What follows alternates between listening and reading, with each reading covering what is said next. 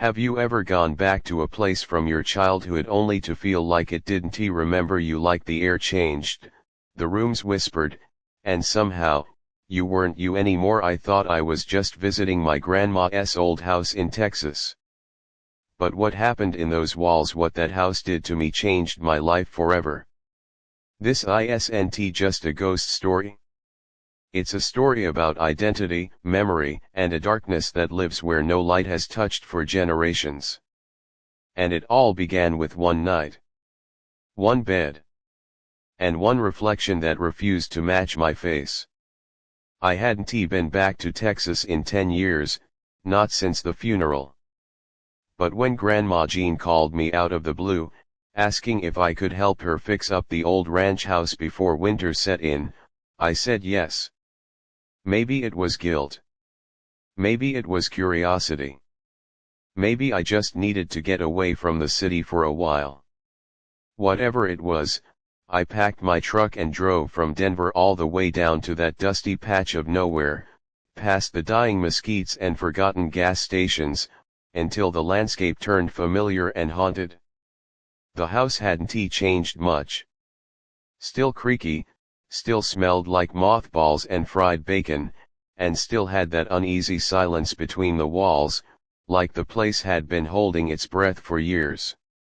Grandma was waiting on the porch in her rocking chair, wrapped in one of her old knit blankets even though it was 85 degrees out. Still hate the heat, I joked, trying to lighten the air. She gave me a tired smile. And you still smell like gas and coffee. Come inside, boy. I did. I dropped my bag by the front door and started helping her bring groceries in. But something was off. She kept glancing over my shoulder, like expecting someone else to be standing behind me. She didn't say much over dinner either, just quietly picked at her cornbread, then excused herself early and told me to take the guest room upstairs. Now here's where it all starts. I hadn't stepped foot in that room since I was 13. It used to be my dad's old bedroom, and back then, I remember it feeling oddly cold even in summer. But that night, it felt worse. Like the air was thick, and the corners of the room stretched further than they should. I tried to shake the feeling off. It was just age, I told myself. The house settling. Memories resurfacing. I turned on the old ceiling fan, laid down on the firm mattress, and stared at the wooden beams above me. Then I blinked. And when I opened my eyes again, it was morning, but nothing was right. First, the room looked different. The walls were cleaner.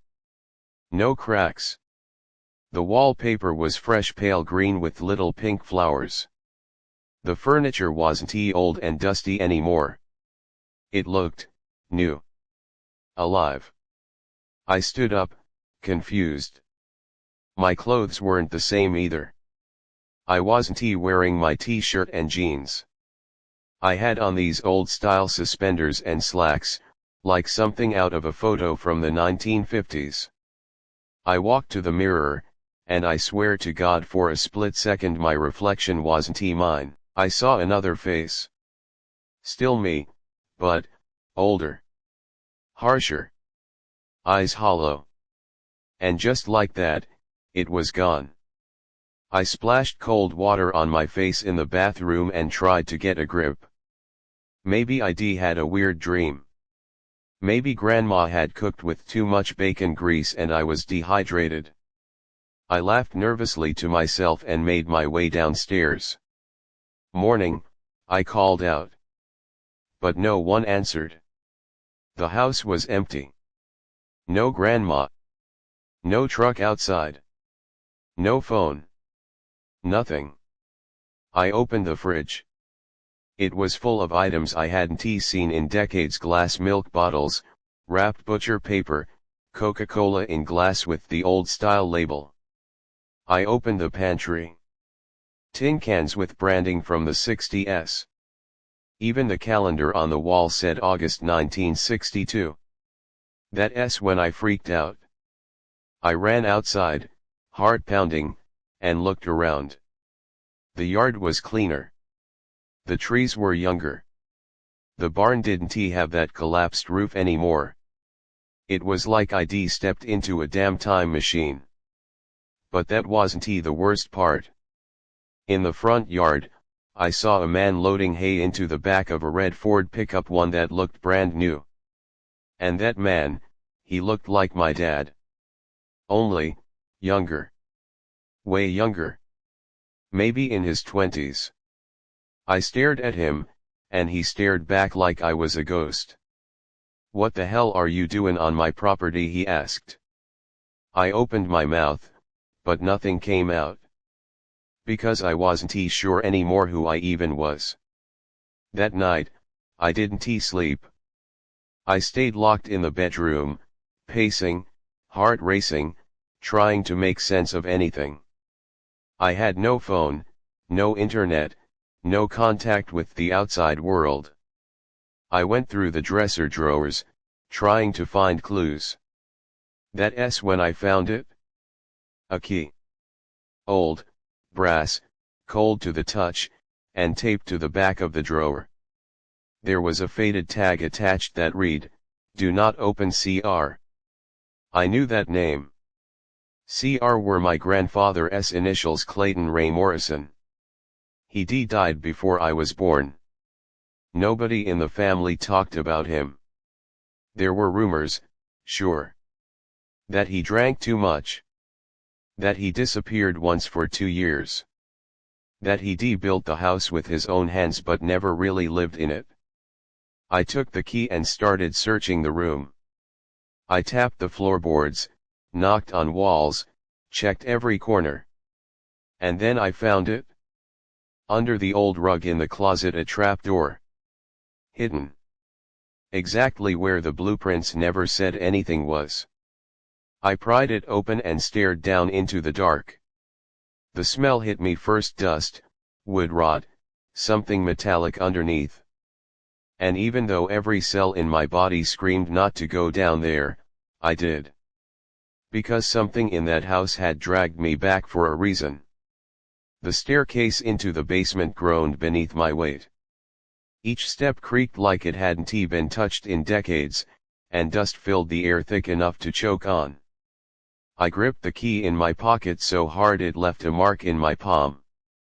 The walls down there weren't concrete, they were wood, old cedar planks warped with age. The light from my flashlight wavered as I moved through the corridor. It didn't feel like a basement, it felt more like a forgotten part of the house. A part that had been sealed for good reason. At the end of the narrow hallway, there was a door. Not just any door, this one was heavy, reinforced with thick iron hinges, and carved with strange marks I didn't recognize. They weren't decorative. They looked almost ritualistic. I took the key out and, with shaking hands, pushed it into the lock. It fit. When I turned it, I swear I heard something shift behind the walls, like air being released from a tomb. The door swung open slowly. Inside was a small room, and the first thing I saw was a mirror. A large, floor-length antique mirror leaning against the far wall. But the reflection in it wasn't right. It didn't show the room behind me. It showed me, standing in the same position, but the background was not the same. It was darker. And the version of me in the mirror, he looked possessed. His eyes were completely black, and he was smiling a wide, cruel smile I've never made in my life. I backed up. Fast. The moment I stepped out of the room, the door slammed shut behind me, hard enough to shake the floor. I turned, heart racing, and sprinted back up the stairs, but when I reached the top, I wasn't in the same house anymore. The living room was gone. In its place was a burnt, decaying shell of a room. The wallpaper was scorched. The couch was half melted. The air smelled of ash and something foul. There was no sunlight through the windows, just dim, gray fog. And then I heard it. Whispers. Soft at first. Then louder. Voices calling my name. Caleb. Over and over. I ran to the front door and yanked it open, but outside was only darkness. No road. No trees. Just a black field that stretched forever. I slammed the door shut and fell to my knees. What the hell was happening? I wasn't dreaming. I'd been here for what felt like days now. Time didn't flow right. The house changed, and I changed with it. Every time I caught my reflection in a window, a picture frame, a spoon, something was different. My hair grayer. My eyes sunken. A scar I didn't remember getting. That night, I tried sleeping again, but the dreams came violent, surreal dreams of fire, screaming, and my grandmother standing over a child, chanting something in a language I didn't recognize. When I woke up, my hands were covered in dirt. I ran to the bathroom to wash them, and saw my name scratched into the wall above the mirror. Caleb, you did this. I confronted Grandma. She was in the kitchen now, like everything was normal again. The house had returned to how it looked when I first arrived, the cozy, dusty ranch house with peeling wallpaper and stale bread on the counter. I stormed in and slammed my hands on the table. What the hell is this house? She didn't flinch. She didn't even blink. You went downstairs, didn't you? She asked quietly. I found the mirror. I saw myself. Something is wrong with me. She nodded slowly. Then it started again. Started what? She looked up at me, and for the first time in my life, I saw true fear in my grandmother's eyes. Your grandfather, she whispered. He built this house on land he didn't understand. There's something under it. Something old. Something that remembers. I stared at her, stunned. Clayton found that mirror when he dug the basement, she went on. He swore it could show a person who they really were. But it didn't just show you. It pulled you in. What does that mean? Pulled me in where? She reached into a drawer and pulled out an old journal, my grandfather's journal. It was filled with drawings, diagrams, ramblings about time, fractures and echoes of the soul. He'd been losing his mind, she said. He stopped eating. Started speaking in voices. Eventually, he disappeared down into that basement and never came back. You think that'll be me? I asked, shaking. She looked away. I know it will be. Because you're the one it wants now. I tried to leave that night. I packed a bag, grabbed the truck keys, and drove out. The headlights cut through the trees, and I felt a weight lift as the house faded behind me. But after 20 minutes of driving, I saw something that made my blood run cold. The house. Again. I slammed the brakes and stared in horror. Somehow, I was back in the same driveway. As if I'd driven in a circle, but I'd never turned once. I got out of the truck, ready to scream, but there was someone standing on the porch now. Not Grandma. Me. It was another version of me, watching silently, like he'd been expecting me. He didn't speak. Just raised a hand slowly and pointed at the house. As if to say, you belong here now. I ran. I didn't stop. But the air grew heavy. My limbs sluggish. My mind scattered. The house, the land, it wasn't just haunted, it was hungry. Feeding on identity, memory, time itself. When I stumbled back inside, Grandma was gone. Everything in the house was different again. Older now. Faded photos on the wall, some of people I didn't know, but one of them looked exactly like me, dressed in 1940s clothes, standing beside a woman who might been my great-grandmother. I collapsed in the guest room, exhausted and broken.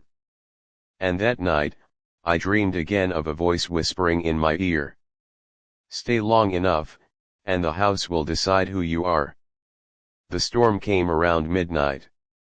I remember it clearly because the thunder didn't sound like thunder. It sounded like footsteps, massive, deliberate, shaking the walls from within. I passed out on the floor of the guest room, soaked in cold sweat, heart pounding like a war drum. And when I opened my eyes, the mirror was there. Not in the basement. Not in some shadowed hallway. It was in the room with me now, standing where the dresser used to be. The version of me inside the mirror looked worn, gaunt, hollow-eyed, but he was smiling again, and this time he mouthed something I finally understood. Come back. I couldn't take it anymore. I needed answers, final, clear ones. No more games. I tore through the house with my grandfather's journal in one hand, flashlight in the other. I pushed open every hidden door, every trap panel. The house moaned with every movement, like it hated being disturbed. In the attic, I found it. A sealed crate, locked with 3 latches, wrapped in chains. At the bottom of the box was a weathered photograph, a child, maybe 5 years old, with terrified eyes and a name written on the back in faded ink, Caleb 1952. I stared at it. That was impossible. I was born in 1992. And yet, the kid looked exactly like me. Exactly. I flipped through more pages of the journal. My grandfather wrote about a cycle, a strange family curse. Every few generations, one descendant would return to the house and the house would erase who they were. I was next. No, I already was. Because the more I looked at that photograph, the more I remembered something I couldn't possibly remember, standing barefoot in the backyard, holding my grandma's hand, but not as an adult. As a child. Something had rewound me. I rushed downstairs, determined to find Grandma again, but she wasn't there. Instead, sitting at the kitchen table was a man in old-fashioned clothes. He looked up. It was me again, an older me. A version of me that had clearly lived here a long time. His skin was pale. His hands cracked. His voice dry as he said, "You're almost done fighting.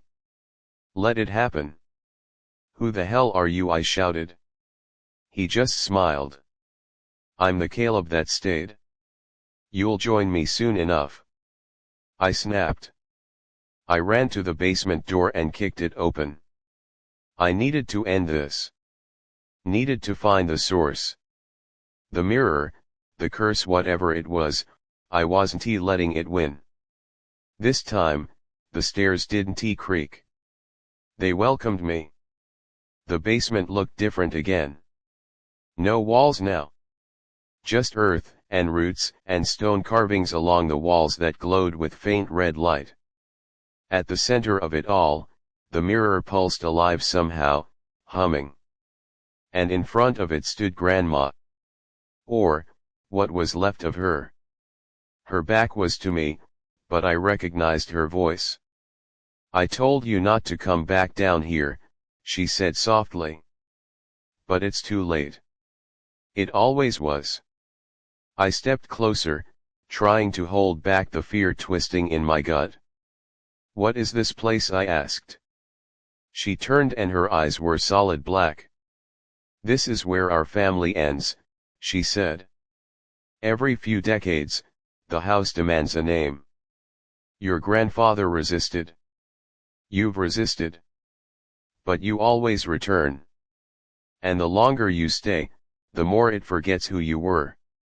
I looked at my hands, wrinkled, worn. My reflection in the mirror, now an old man. I screamed. No. I'm not staying. I'm not losing myself. But the mirror was pulling now. My body felt like it was stretching, being peeled away like layers of memory torn off one by one. I dropped the journal and it fell open to the last page. The only way out is to break the mirror. I grabbed a rusted iron rod from the floor and, with every last ounce of strength I had, swung it at the mirror. It shattered. The sound it made was not glass breaking. It was a roar. A howl. A tearing noise like the world itself had been ripped open. Light exploded around me. I woke up in the hospital. Clean sheets. Fluorescent lights. Beeping machines. A nurse walked in and gasped. "He's awake. Mr. Caldwell, he's awake." Apparently, I'd been found unconscious in the ruins of my grandma's house, which had burned to the ground. Firefighters said it was electrical. The place had collapsed in on itself. They never found my grandma's body. Only me. When I looked in the mirror beside the hospital bed, I looked normal again. Younger. Whole. Weeks passed. I went back to my apartment. Tried to forget. But something followed me. At night, I sometimes wake up and see my own reflection move differently than I do. Sometimes I see the old man. Sometimes I hear footsteps in the walls. And sometimes I hear my grandmother whispering, "You broke the mirror but not the house." Because maybe I escaped. Or maybe I'm still in it. And I just don't remember anymore.